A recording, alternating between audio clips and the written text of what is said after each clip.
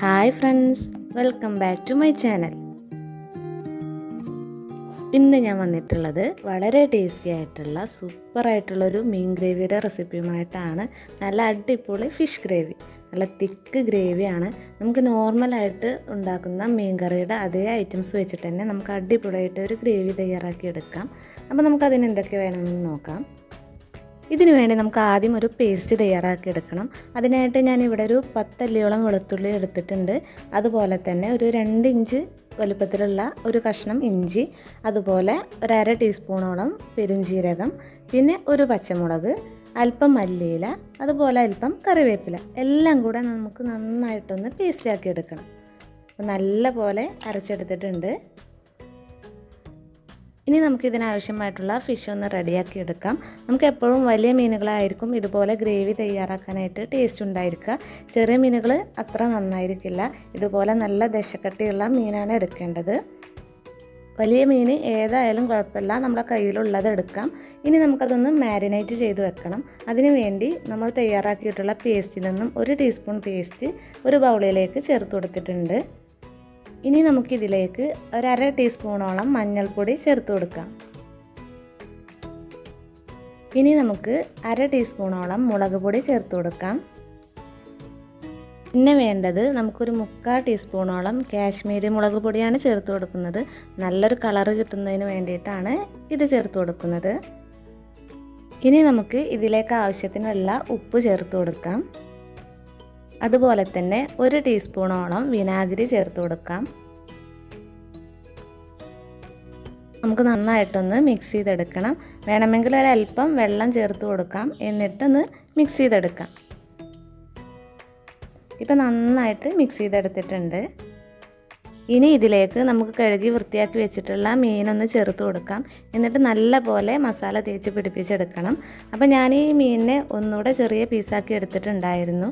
ഗ്രേവിക്ക് എപ്പോഴും ചെറിയ പീസായിരിക്കും ഒന്നുകൂടെ നന്നായിട്ടിരിക്കുക. ഇപ്പോൾ നന്നായിട്ടൊന്ന് മിക്സ് ചെയ്തെടുത്തിട്ടുണ്ട്. ഇനി ഇത് നമുക്കൊരു 2-3 മണിക്കൂറൊന്ന് മാറ്റി വെക്കാം. ഞാനൊരു 2 മണിക്കൂറോളം ഫ്രിഡ്ജിൽ മാറ്റി വെച്ചിട്ടുണ്ടായിരുന്നു. ഇനി നമുക്ക് മറ്റ് ഇൻഗ്രീഡിയൻസൊക്കെ ഒന്ന് റെഡിയാക്കി എടുക്കാം. ഇതിന് വേണ്ടി ഞാൻ ഒരു വലിയ സവാളയും മീഡിയം സൈസിലുള്ള 2 തക്കാളിയും കട്ട് ചെയ്തെടുത്തിട്ടുണ്ട്. അതുപോലെ ഒരു 10-15ഓളം ചെറിയ ഉള്ളിയും ഒരു 2 പച്ചമുളകും എടുത്തു വെച്ചിട്ടുണ്ട്. ഇനി നമുക്ക് ഒരു ബൗളിൽ അല്പം വെള്ളം എടുത്തിട്ട് അതിലേക്ക് ഒരു നാരങ്ങയോളം വലുപ്പത്തിൽ പുളി എടുത്തിട്ടുണ്ട്. അതൊന്ന് സോക്ക് ചെയ്യാനായിട്ട് നമുക്ക് മാറ്റി വെക്കണം. അപ്പോൾ അതൊന്ന് മാറ്റി വെക്കാം. ഇനി നമുക്ക് മീനൊന്ന് ഫ്രൈ ചെയ്തെടുക്കണം. അതിനു വേണ്ടി 2 മണിക്കൂറിന് ശേഷം മീൻ പുറത്തെടുത്തിട്ടുണ്ട്. ഇനി നമുക്കൊന്ന് ഫ്രൈ ചെയ്തെടുക്കാം. അതിനായിട്ടൊരു ചട്ടി വെച്ച് കൊടുത്തിട്ടുണ്ട്. അതിലേക്ക് ഞാൻ വെളിച്ചെണ്ണയാണ് ഒഴിച്ചു കൊടുത്തിട്ടുള്ളത്. അപ്പോൾ ഞാനിവിടെ അത്യാവശ്യം കട്ടിയുള്ള മീനായതുകൊണ്ട് തന്നെ ഷാലോ ഫ്രൈ അല്ല ചെയ്തെടുക്കുന്നത്, ചെറുതായിട്ട് ഡീപ്പ് ഫ്രൈ ആണ് ചെയ്തെടുക്കുന്നത്. എണ്ണ നന്നായിട്ട് ചൂടായി വന്നിട്ടുണ്ട്. അപ്പം ഞാനതിലേക്ക് മീൻ ചേർത്ത് കൊടുത്തിട്ടുണ്ട്. അപ്പോൾ കുറച്ചായിട്ട് നമുക്ക് ഫ്രൈ ചെയ്തെടുക്കാം. ഇങ്ങനെ തന്നെ ഫ്രൈ ചെയ്യണമെന്ന് നിർബന്ധമില്ല, നിങ്ങൾക്ക് ഷാലോ ഫ്രൈ ചെയ്തിട്ടും എടുക്കാം. ഇനി നമുക്കൊന്ന് മറിച്ചിട്ട് കൊടുക്കാം.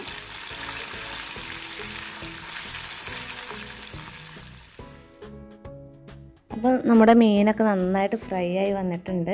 അപ്പോൾ ഒരുപാടങ്ങ് മുരിഞ്ഞു പോകേണ്ട ആവശ്യമില്ല, എന്നാൽ അത്യാവശ്യം വേവിച്ചെടുക്കാൻ വേണം. അപ്പോൾ നമുക്കിനി ഇതൊന്ന് എണ്ണയിൽ നിന്ന് കോരിയെടുക്കാം.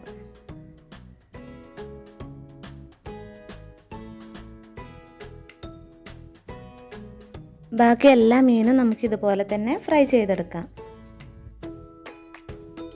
ഇപ്പോൾ എല്ലാ മീനും നമ്മൾ ഫ്രൈ ചെയ്തെടുത്തിട്ടുണ്ട്. ഇതിനുള്ള ഗ്രേവിയാണ് തയ്യാറാക്കി എടുക്കേണ്ടത്.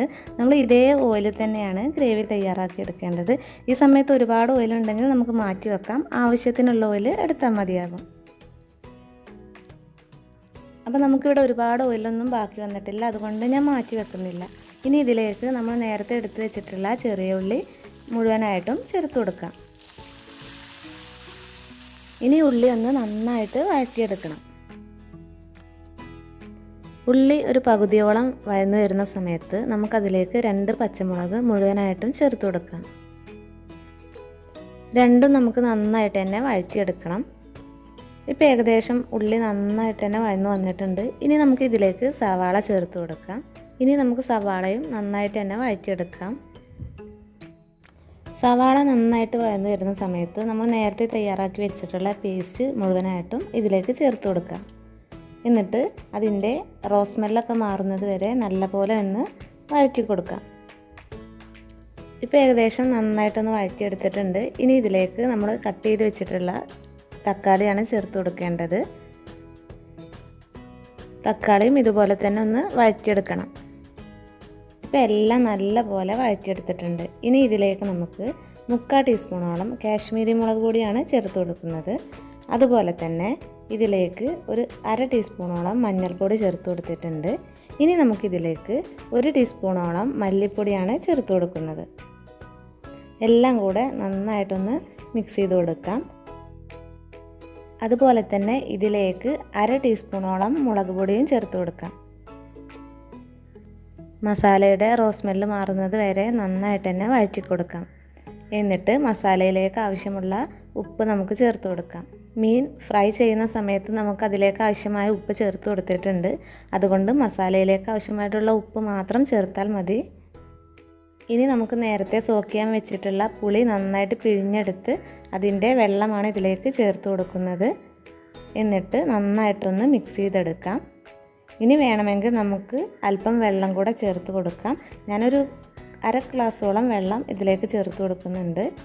എന്നിട്ട് നല്ലപോലെ ഒന്ന് തിളപ്പിച്ചെടുക്കാം.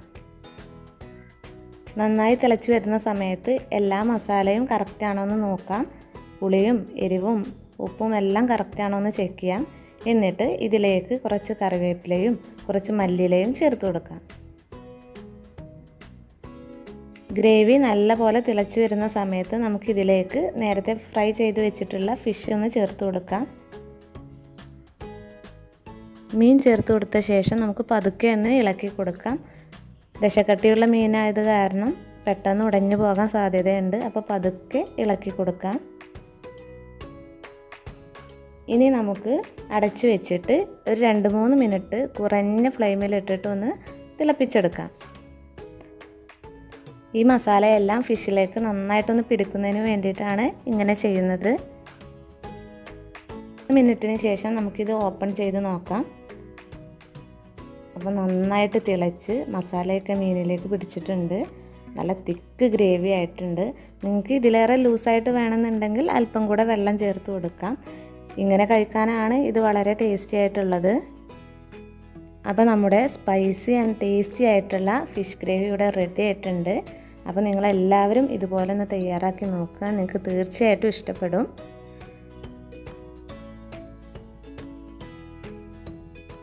നിങ്ങൾ ഇതുപോലെ തയ്യാറാക്കി നോക്കിയിട്ട് ഇഷ്ടപ്പെടുകയാണെങ്കിൽ തീർച്ചയായിട്ടും ഫീഡ്ബാക്കൊക്കെ അറിയിക്കുക.